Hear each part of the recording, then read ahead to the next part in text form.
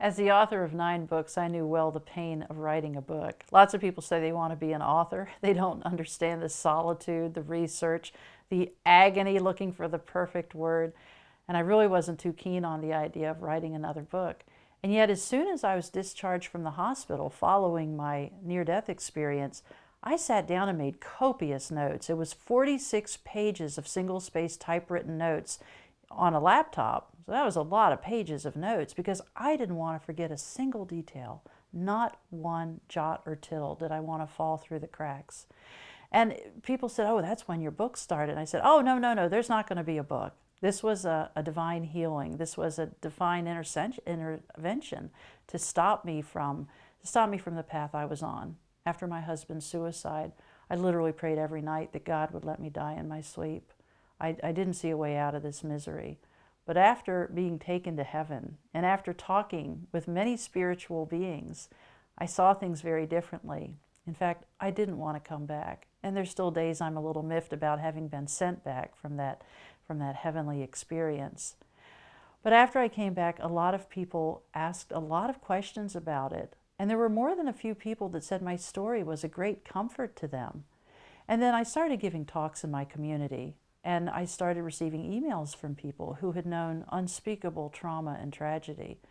And they wanted to know, they asked, what was it really like over there? You say it was peaceful. When you died, was there pain after you died? Did you think about the sadness of losing your family? And there were so many questions, and I wrote so many emails, so many emails.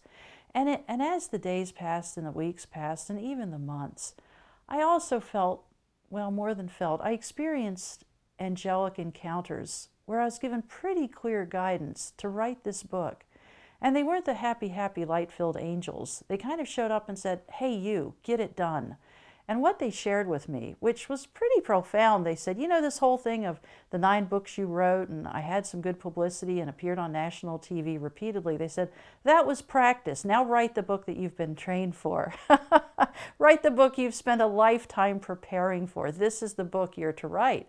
And they even said, it's not coincidental that we picked a writer to have these dramatic, profound experiences, from the loss of a husband to suicide, a beloved husband, to a cancer diagnosis, and then a very dramatic death. I was dead for more than 10 minutes, and I came back with no brain damage. In fact, I really felt like I got an upgrade. I went from Rosemary V1 to Rosemary V29, and I did feel very much that I was poked and prodded by the angels that said, hey, you, do this.